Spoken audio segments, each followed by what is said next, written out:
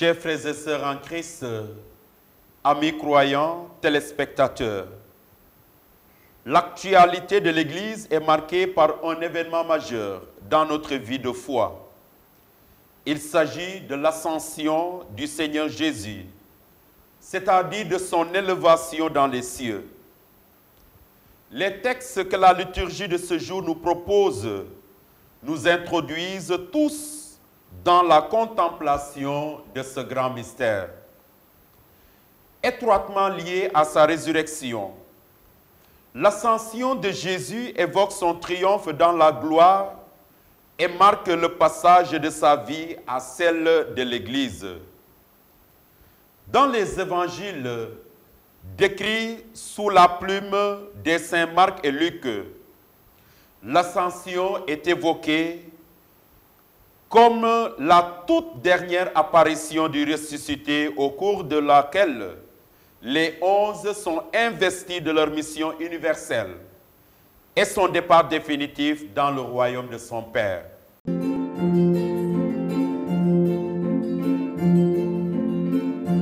Dieu monte parmi l'acclamation, le Seigneur aux éclats du camp, sonnez pour notre Dieu, sonnez, sonnez pour notre roi, sonnez.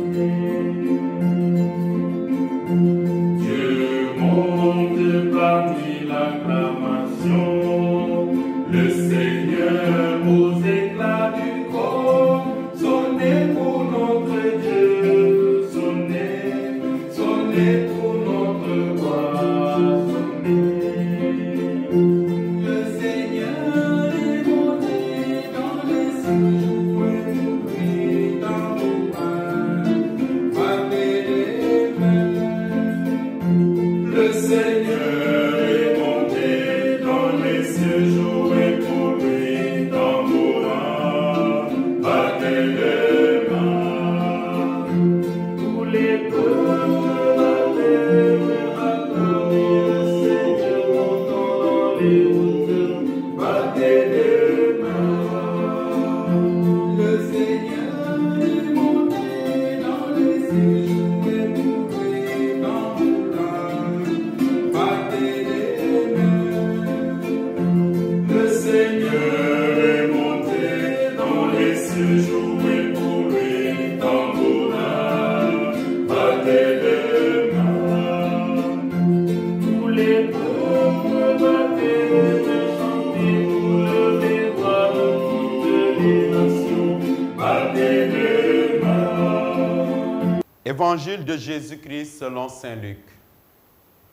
En ce temps-là, Jésus ressuscité, apparaissant à ses disciples, leur dit: il est écrit que le Christ souffrirait, qui ressusciterait d'entre les morts le troisième jour, et que la conversion serait proclamée en son nom pour le pardon des péchés à toutes les nations, en commençant par Jérusalem. À vous d'en être les témoins. Et moi, je vais envoyer sur vous ce que mon Père a promis. Quant à vous, demeurez dans la ville jusqu'à ce que vous soyez revêtus d'une puissance venue d'en haut. Puis Jésus les amena au dehors, juste vers Béthanie, et levant les mains, il les bénit. Or, tandis qu'il les bénissait, il se sépara d'eux et il était emporté au ciel. Ils se prosternèrent devant lui, puis ils retournèrent à Jérusalem en grande joie. Et ils étaient sans cesse dans le temple à bénir Dieu. Acclamons la parole de Dieu.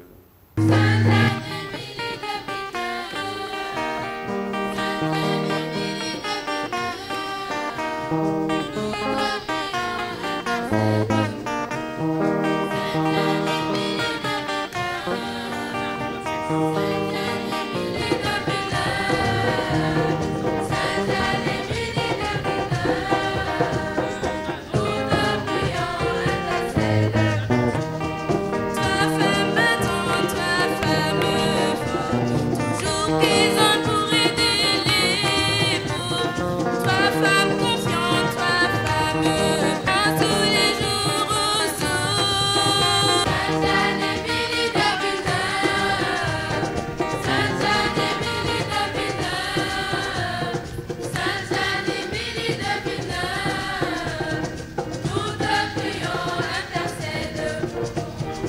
savez, chers enfants, aujourd'hui c'est un grand jour pour vous, mais pour nous aussi.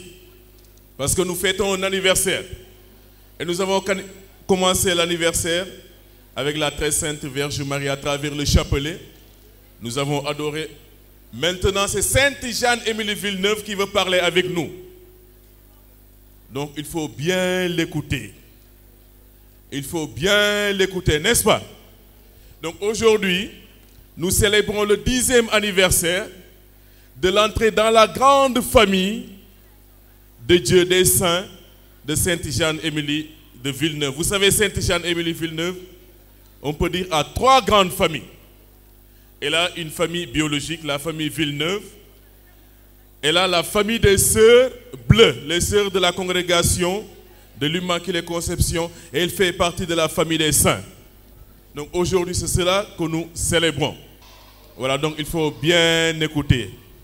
Chers enfants, chers enseignants, chères religieuses, que Dieu vous bénisse au nom de Jésus. Je voudrais, en ma qualité de double aumônier, je suis un double aumônier et je vous explique.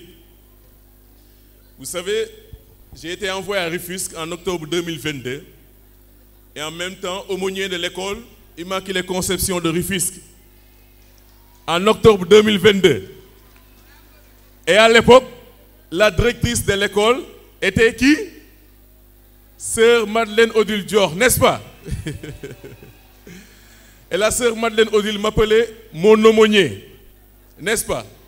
Et en septembre, avec la grâce de Dieu, elle fut élue maire provinciale. Et elle continue toujours à m'appeler mon aumônier. Donc du coup, je suis l'aumônier de l'école et l'aumônier de la maire provinciale. Chères sœurs, que Dieu vous bénisse. Oui, je voudrais, en ma qualité d'aumônier, m'unir à votre action de grâce.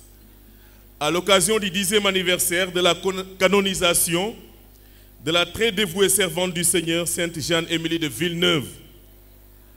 En union avec la congrégation de Notre-Dame de l'Immaculée Conception, du château d'Auteverie à ce sanctuaire de Poponguine, en passant à toutes les terres de mission, oui, nous rendons grâce à Dieu pour le cadeau offert à l'Église et à l'humanité à travers la figure d'Émilie de Villeneuve comme exemple et intercesseur. En ce 10e anniversaire, c'est Dieu qui fait grâce, nous a tous réunis comme pèlerins pour chanter le Magnificat de notre cœur pour tant de grâces reçues sous les auspices de Sainte Jeanne-Émilie de Villeneuve. Oui, chers amis, cette noble démarche de foi, ce pèlerinage, je l'espère bien, sera l'occasion pour chacun et chacune d'entre nous de réaffirmer sa vocation de disciple de Jésus, sauveur, désireux de proposer l'évangile et de promouvoir la vie, la justice et la paix. Pour cela, chers amis, j'aimerais partager avec vous ce matin le fruit de ma méditation en partant du thème qui m'a été proposé. Pèlerin de l'espérance, sur les pas de Sainte Jeanne-Émilie de Villeneuve, marchons vers la sainteté. Chers amis, dans la lettre officielle du jubilé de l'année sainte de l'espérance, la bulle d'induction, spes non confondit, le pape François de vénérée mémoire nous rappelait que la vie chrétienne est un chemin. Oui, la vie chrétienne est un chemin qui a besoin de moments forts pour nourrir et fortifier l'espérance. Espérance, compagne irremplaçable qui laisse entrevoir le but. Donc le but de notre espérance, le but de notre marche, c'est la rencontre avec le Seigneur Jésus-Christ. C'est lui notre espérance. Oui, il est le terme de notre marche. Et vous conviendrez avec moi, chers amis, que ce terme est si grand qu'il peut justifier les efforts du chemin. Malgré la fatigue, malgré le découragement, la tristesse, les épines du pèlerinage, le terme du pèlerinage vaut la peine de marcher. Jésus-Christ. Oui, le pèlerinage est une démarche spirituelle, un chemin de conversion et d'union avec Dieu. Comme Abraham quittant son pays, comme le peuple d'Israël marchant vers la terre promise, comme les disciples suivant Jésus sur les routes de Galilée, nous aussi, Nous avons tout laissé. Nous avons laissé les cahiers aujourd'hui. Nous avons laissé les stylos. Nous avons laissé les balais, les serpillères. Nous avons quitté les bureaux pour faire route ensemble. Avancer avec confiance, le cœur ouvert à la grâce divine, sous la direction de Sainte Jeanne-Émilie de Villeneuve. Lorsque nous avons quitté nos écoles ce matin, nous nous sommes donné comme destination le sanctuaire de Poponguine. Dieu est notre destination, chers amis. Mais une destination qui nous appelle sans cesse à continuer, malgré la fatigue. Et cette promesse n'est pas seulement un discours de consolation, elle s'enracine dans l'histoire du salut. C'est ce qui fait de nous des pèlerins de l'espérance. L'idéal de notre marche, c'est l'espérance. Chers amis, l'espérance est une vertu théologale. Il y a 3 vertus théologales: l'espérance, la charité et la foi. L'espérance naît de la foi et engendre une charité active. L'étymologie nous éclaire. Le mot français espérance vient du latin spes, qui signifie attente. Donc espérer, c'est attendre avec confiance la réalisation de ce qui a été promis. Toutefois, chers amis, l'espérance se distingue de l'espoir. L'espoir concerne des biens humains et temporels, alors que l'espérance chrétienne, elle vise un bonheur promis par Dieu, dont l'accomplissement transcende l'histoire. Oui, l'espérance n'est pas une force physique, ni même morale, mais une force spirituelle qui nous est donnée par le Saint-Esprit. Elle nous permet, l'espérance, de durer dans l'attente des temps fixés par Dieu, sans nous décourager. Quelles que soient les circonstances, elle nous oriente vers Dieu, qui en est à la fois la source, le soutien et le terme. Chers amis, mais force est de reconnaître, pour reprendre les termes d'Amin Malouf, que le navire de notre temps, de notre monde, sur lequel nous sommes embarqués, semble être à la dérive, sans cap, sans destination, sans visibilité, sans boussole, sur une mer houleuse.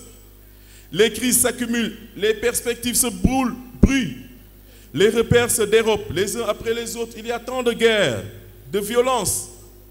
Notre monde est entré dans une phase d'instabilité accrue.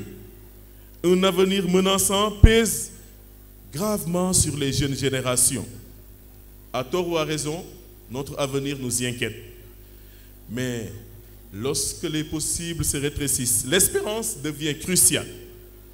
Au cœur de notre monde, notre vocation est d'être témoins de l'espérance.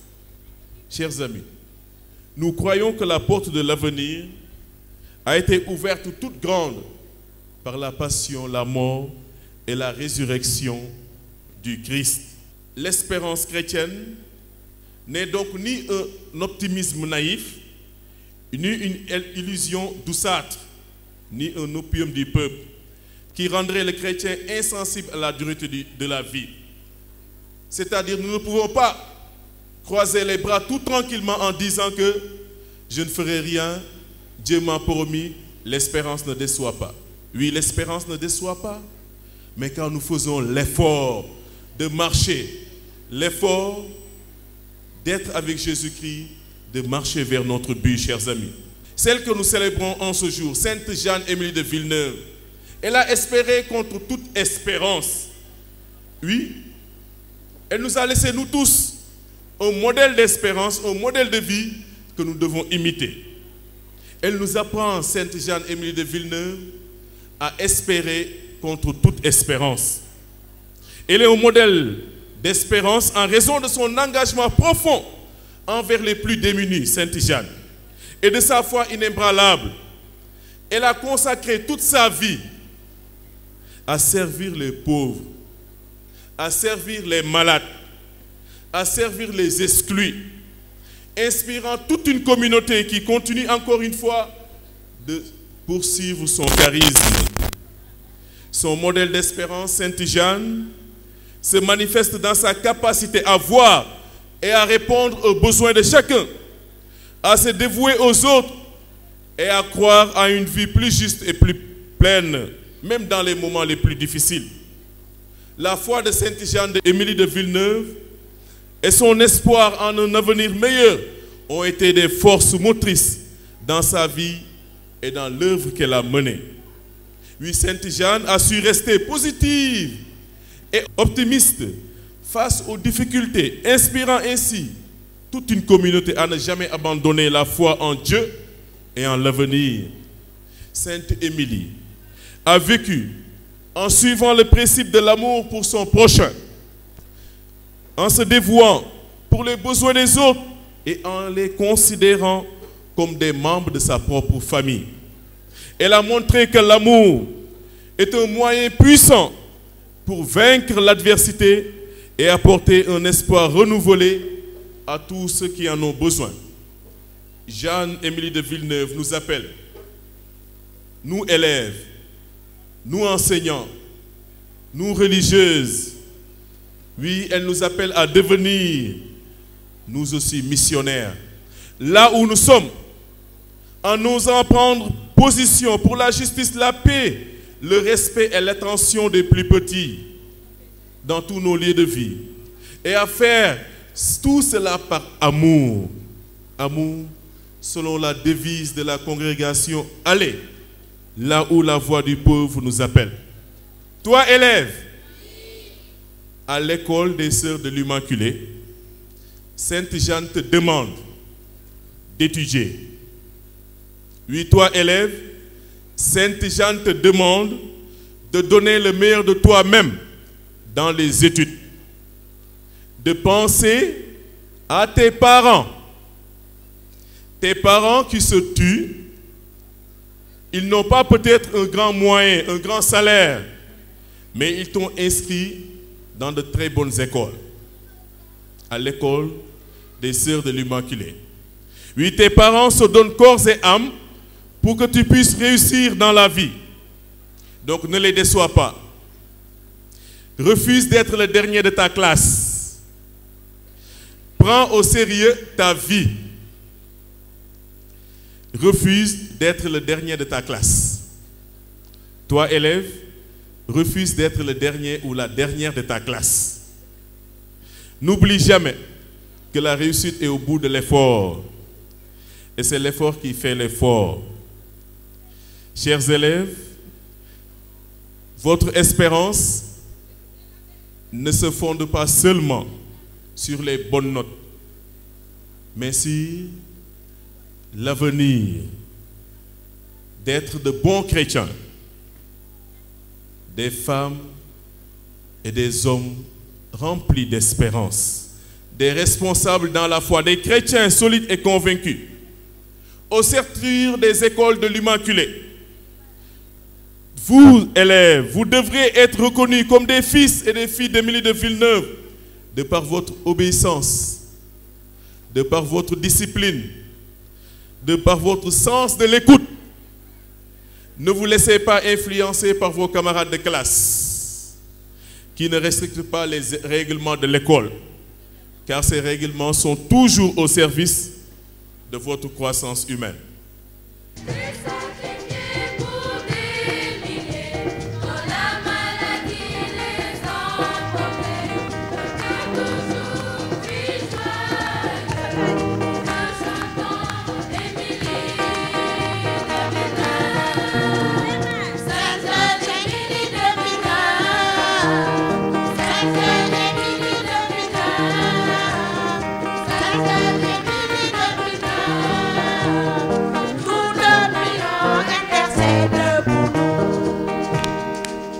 L'Église nous donne de célébrer les saints, des hommes et des femmes dont la passion pour Dieu a changé leur vie. Des personnes simples qui ont su découvrir l'extraordinaire de Dieu dans l'ordinaire de leur quotidien. Sainte Jeanne-Émilie de Villeneuve, reconnue par l'Église comme citoyenne du ciel par sa sainteté le pape François, le 17 mai 2015 à Rome, a su faire l'expérience de la rencontre avec Jésus Sauveur à travers le service des pauvres et des membres souffrants de son corps.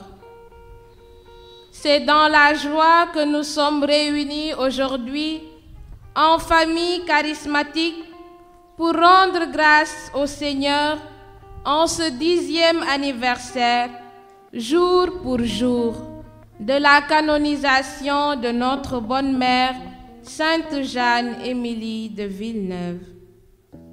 En union avec toute la congrégation, nous rendons grâce au Seigneur pour le cadeau offert à l'Église et à l'humanité tout entière. En donnant la figure de Sainte Jeanne-Émilie de Villeneuve comme exemple et comme intercesseur.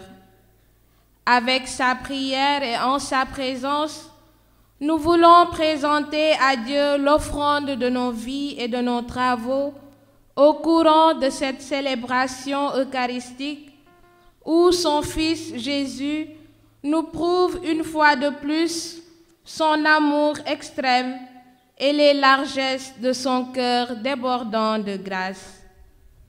Donne-nous, Seigneur, qu'à l'exemple de Sainte Jeanne-Émilie de Villeneuve, attentifs aux appels de l'Esprit Saint, nous puissions travailler ensemble à annoncer Jésus là où il n'est ni connu ni aimé, et bâtir une société qui sache aller là où la voix du pauvre appelle. Avec tout ce que nous sommes, entrons dans cette célébration en nous confiant en l'amour de Jésus qui va jusqu'à l'extrême.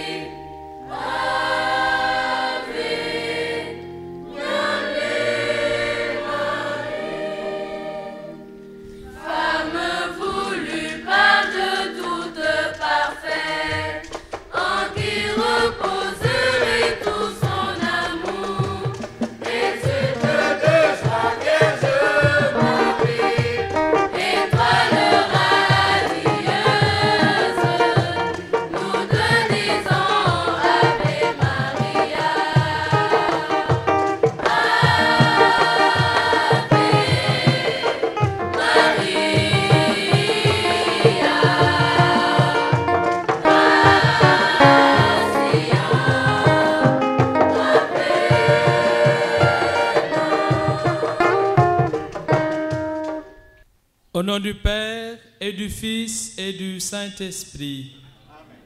Le Seigneur soit avec vous.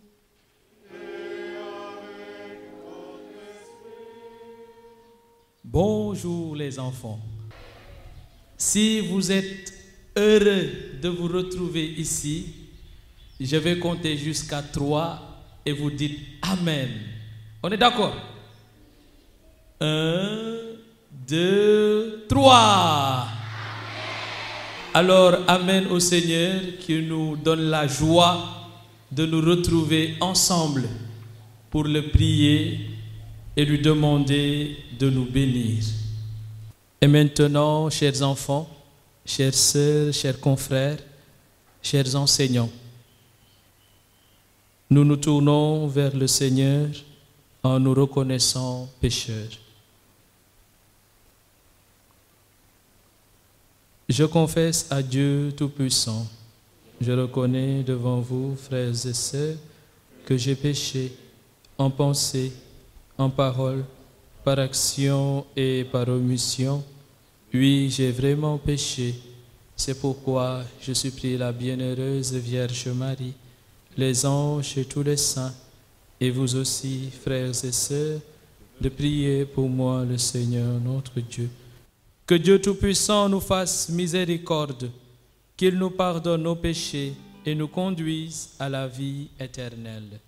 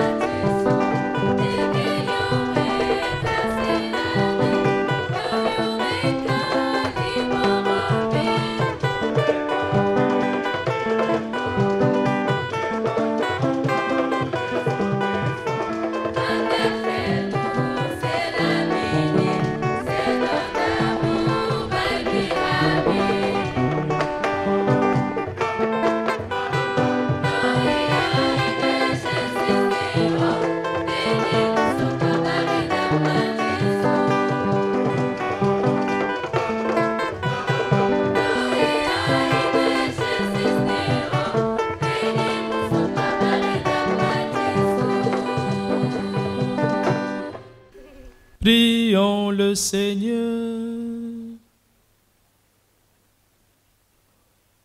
Ô Dieu, qui a appelé Sainte Jeanne-Émilie de Villeneuve à secourir avec un esprit missionnaire les pauvres et ceux qui souffrent, accorde-nous par son intercession de nous conformer toujours à ta volonté et de répondre généreusement aux besoins de nos frères et sœurs.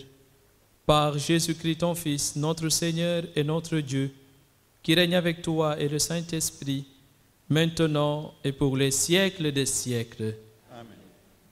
Chantez au Seigneur un chant nouveau, Alléluia, car il a fait des merveilles, Alléluia.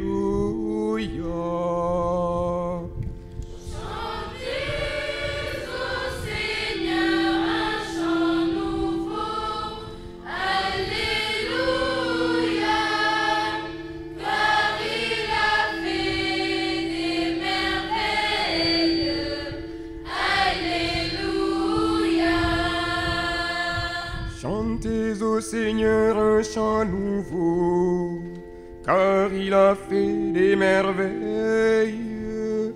Par son bras très saint, par sa main puissante, il s'est assuré la victoire.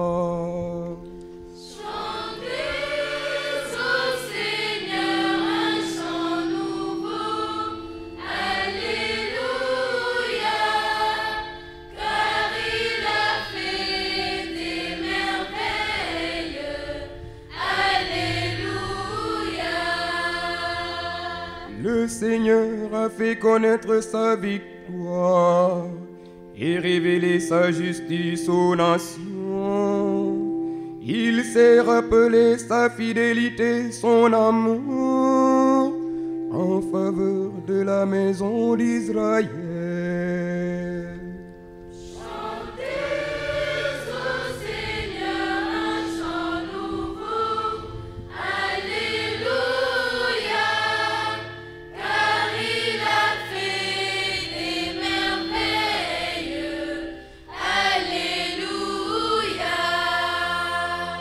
La terre tout entière a vu la victoire de notre Dieu.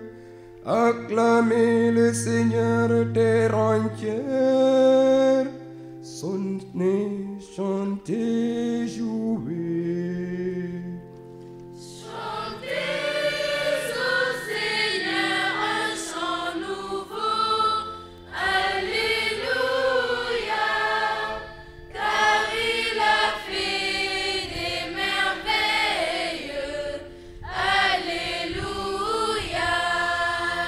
Chantez au Seigneur un chant nouveau, Alléluia, car il a fait des merveilles, Alléluia.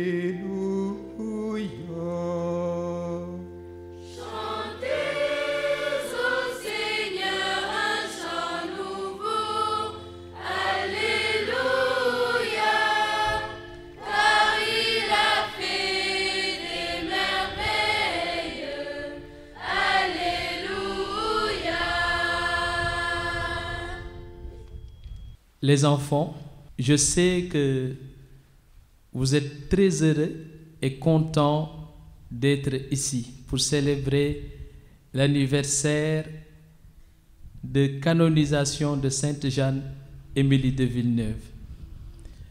Je vais commencer par vous poser une question qui est d'une très grande évidence pour vous, dont la réponse, vous la maîtrisez. Quels sont les 4 points cardinaux? Monsieur moi. 1. Il y en a qui n'ont pas levé le doigt, ce qui veut dire qu'ils ne connaissent pas. Les 4 points cardinaux. Donc je vais compter encore jusqu'à 3 et ensemble, on va les citer. pour couvrir ceux qui ne connaissent pas. Vous êtes d'accord? 1, 2, 3. Les 4 points cardinaux sont l'Est, l'Ouest, le Nord et le Sud. Il y en a qui nous sont venus du Sud, d'autres de l'Est, d'aucuns du Nord et d'autres de l'Ouest. Celle qui nous rassemble aujourd'hui, Sainte Émilie de Villeneuve, disait toujours à ses amis: allez partout où la voix du pauvre vous appelle. Allez à l'Est, allez à l'Ouest, allez au Nord, allez au Sud. Partout. Comme pour vivre cette parole que Jésus lui-même avait laissée à ses disciples. Allez de toutes les nations, faites des disciples, baptisez-les au nom du Père et du Fils et du Saint-Esprit. Et c'est comme ça que les sœurs de l'Immaculée ont été envoyées au Sud, en Afrique, à l'Est, en Asie, à l'Ouest, en Amérique, prenant départ en Europe. Je voudrais, chers enfants, que nous disions merci à Sainte Jeanne-Émilie de Villeneuve pour sa vision, sa mission et son courage. Merci à Sainte Jeanne-Émilie de Villeneuve de nous avoir envoyé des sœurs au Sénégal. Ces sœurs ont beaucoup fait pour notre pays et notre Église. Elles ont construit des écoles, elles ont construit des dispensaires, elles aident nos sœurs, nos tantes, nos mamans à se prendre en charge en les finançant. Merci à toutes ces sœurs de l'Immaculée qui sont dans vos écoles, dans vos paroisses, pour continuer le travail de Sainte Jeanne-Émilie de Villeneuve. Soyez remerciés vivement, chères sœurs, pour l'excellent travail que vous abattez au sein de vos écoles et dans nos paroisses. Chers élèves, est-ce qu'il y a des élèves parmi nous? Est-ce qu'il y a des élèves parmi nous? S'il y en a, levez la main que je vois. 1, 2, 3, 4, 5, 6 millions, 45, 42 300. Ah, ok, vous tous, vous êtes des élèves. Ah, je ne savais pas, je pensais que j'avais affaire à des parents d'élèves. En vous inscrivant aux écoles des sœurs de l'Immaculée, vos parents souhaitent vous offrir une éducation de qualité et des chances de réussir. Pour vous faciliter votre réussite, vos parents, en plus de l'inscription qu'ils donnent et de la mensualité qu'ils versent, vous cherchent des fournitures, vous trouvent un sac, vous payez au minimum une tenue et vous donnent chaque jour le goûter. Il y a un chant que le préscolaire de Mbour prenait souvent avant les cours. Donc je ne sais pas si est-ce que les maîtresses s'en rappellent, maîtresse Maria. Donc il y a un chant que vous preniez souvent. Oh mon Dieu, oh mon Dieu, oh mon Dieu, garde mon âme, mon âme, près de toi mon Dieu, dans la paix. Bénis papa, bénis maman, bénis mes frères, bénis mes maîtresses. Yalla bay, yalla borombi, sama mati, ci sa yërmande. Barkel suma papa, barkel yaay boy, barkel ñëpp Jésus.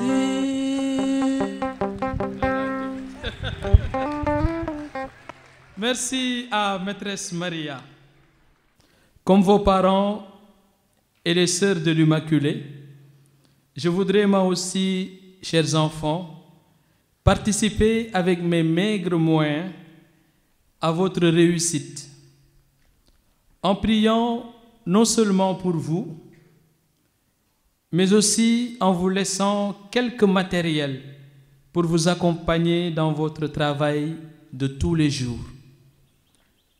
Je me fais l'obligation de prier pour chacun et chacune de vous, et en y ajoutant un peu de matériel pour appuyer vos parents dans tout ce qu'ils font comme effort. Je voudrais remettre à chacun et à chacune de vous la liste des fournitures que Jésus m'a demandé de vous transmettre. Voilà ce que Jésus m'a écrit hier soir. C'est moi, Jésus, qui t'écris Juducaël. Ça peut te paraître bizarre, mais c'est bien moi. Sainte Jeanne-Émilie de Villeneuve m'a bel et bien informé de la journée que vous allez organiser pour célébrer la 10e année de notre amitié. Je suis fier d'Émilie, comme je suis aussi fier de tous les saints. Tu diras à toutes les personnes qui continuent la mission de mon amie Émilie que je désire les soutenir. Je leur offre un cahier, je leur donne un sac, je leur laisse un stylo et je leur donne également une gomme pour les aider à réussir dans leur travail. Mes salutations aux élèves, aux femmes, aux personnes en difficulté, aux enseignants, aux sœurs et aux prêtres. Ton ami Jésus depuis le ciel.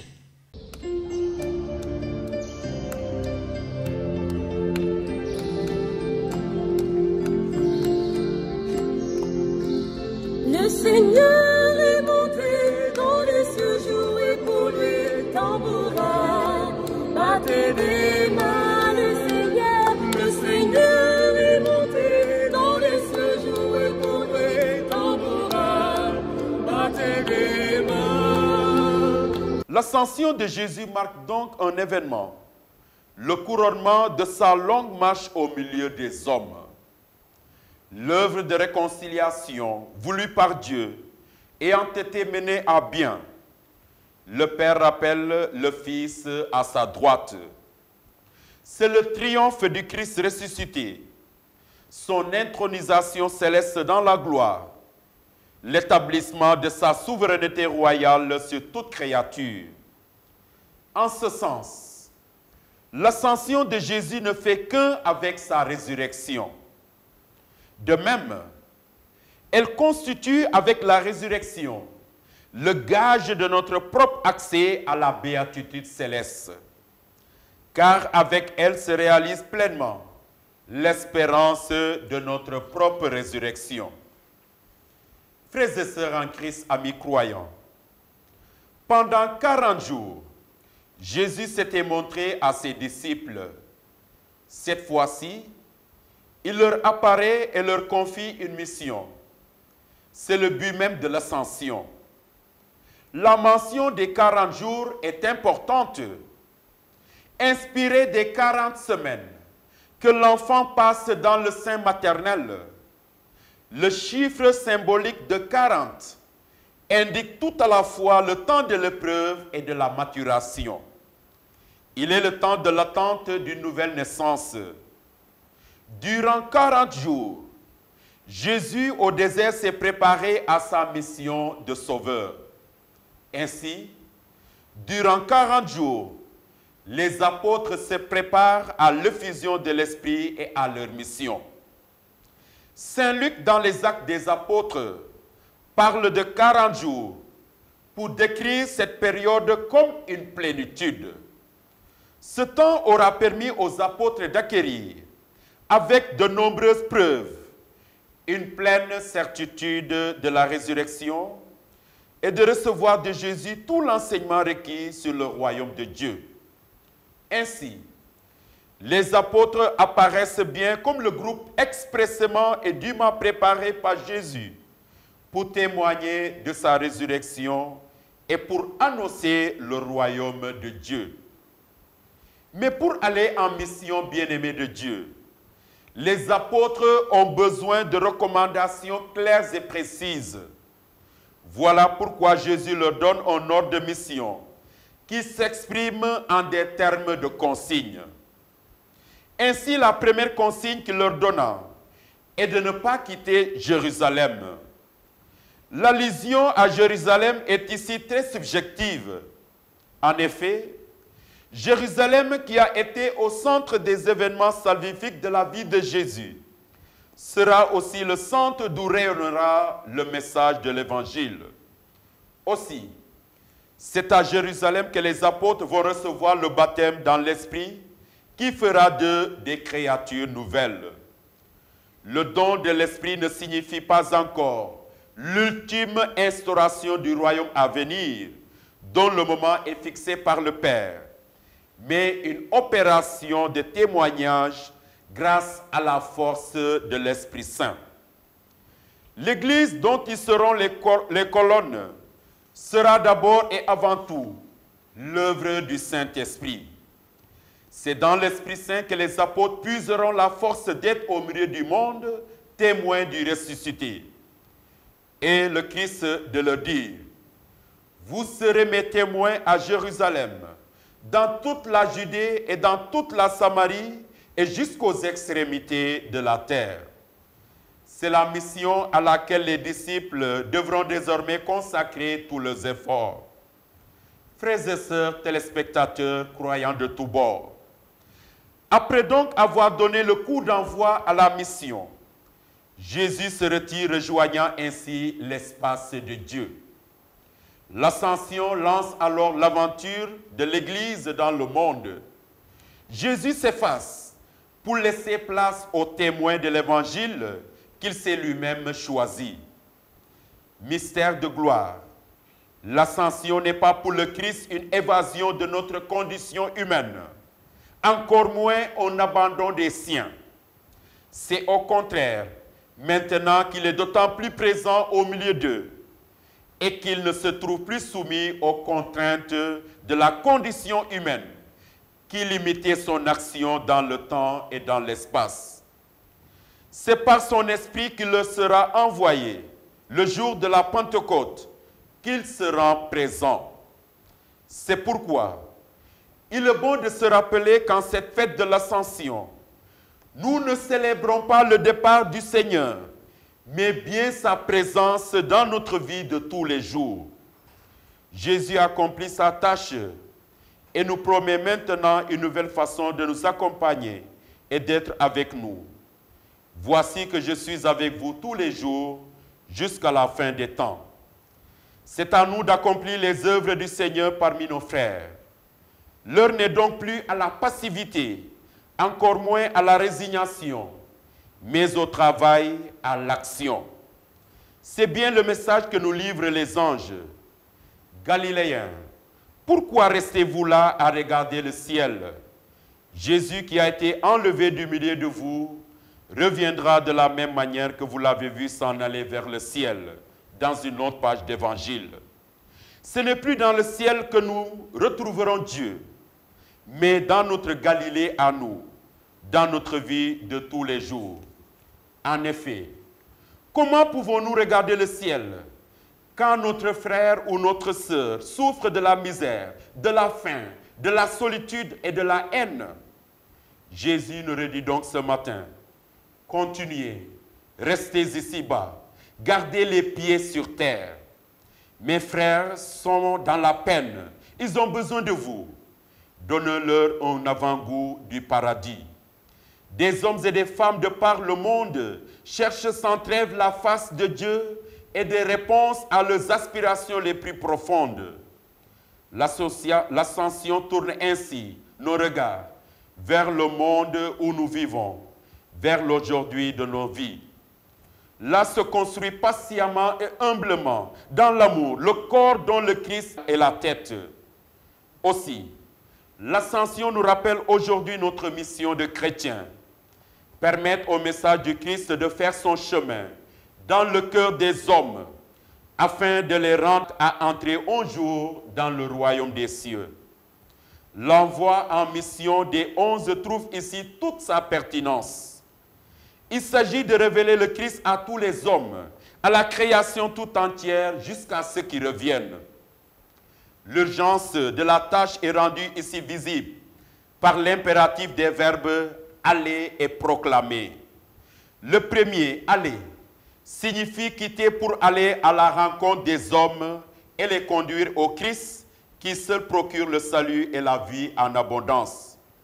Le pape Benoît XVI de vénérée mémoire l'avait bien compris quand il faisait remarquer que, je le cite, « l'Église dans son ensemble et les pasteurs en son sein doivent, comme le Christ, se mettre en route pour conduire les hommes vers le lieu de la vie, vers l'amitié avec le Fils de Dieu, vers celui qui nous donne la vie en plénitude. » Fin de citation. Chers amis croyants, l'homme de ce temps a plus que jamais besoin d'entendre la voix de Dieu au milieu des multiples sollicitations de ce monde. C'est la raison pour laquelle le pape François de vénérée mémoire, dans son exhortation apostolique Evangelii Gaudium, nous lance ce pressant appel: sortir de son propre confort et avoir le courage de rejoindre toutes les périphéries qui ont besoin de la lumière de l'Évangile. Fin de citation. C'est bien là notre mission de baptiser. Faire connaître le Christ et le faire aimer des hommes qui vivent leur vie comme une véritable expérience de désert, de l'obscurité de Dieu, du vide des âmes sans aucune conscience de leur dignité ni du chemin de l'homme. La nécessité de rester tendu vers l'annonce trouve ici tout son sens. Sûr de notre nouvelle présence du Christ, oui, sûr de la nouvelle présence du Christ, nous n'avons plus rien à craindre dans le monde où le Christ lui-même nous envoie proclamer sa parole. Frères et sœurs, téléspectateurs, croyants de tous bords, la fête de l'Ascension nous rappelle d'une manière extraordinaire le dessein d'amour de Dieu le Père sur l'humanité par l'incarnation rédemptrice de son Fils. Le Verbe s'est fait chair et il est venu partager notre condition humaine pour emporter l'humanité dans le sein du Père, pour faire de chacun et de chacune d'entre nous des enfants de Dieu, pour nous faire devenir fils dans le Fils, pour nous faire advenir notre véritable identité. C'est cela que nous redit avec force la fête de l'Ascension. C'est cela que nous célébrons dans la joie et dans l'action de grâce. Oui, frères et sœurs, nous sommes déjà dans la joie, mais nous ne sommes pas encore parvenus au terme de notre voyage. Que l'Esprit Saint soutienne notre espérance chrétienne dans cette marche confiante, qu'il nous garde dans la joie pour qu'un jour elle soit complète, quand nous verrons le Christ tel qu'il est, et qu'alors nous lui serons semblables éternellement pour les siècles des siècles. Amen. Bonne et sanctifiante fête de l'Ascension à vous tous et à vous toutes. Et que le Dieu Tout-Puissant vous bénisse, Père, Fils et Saint-Esprit. Amen.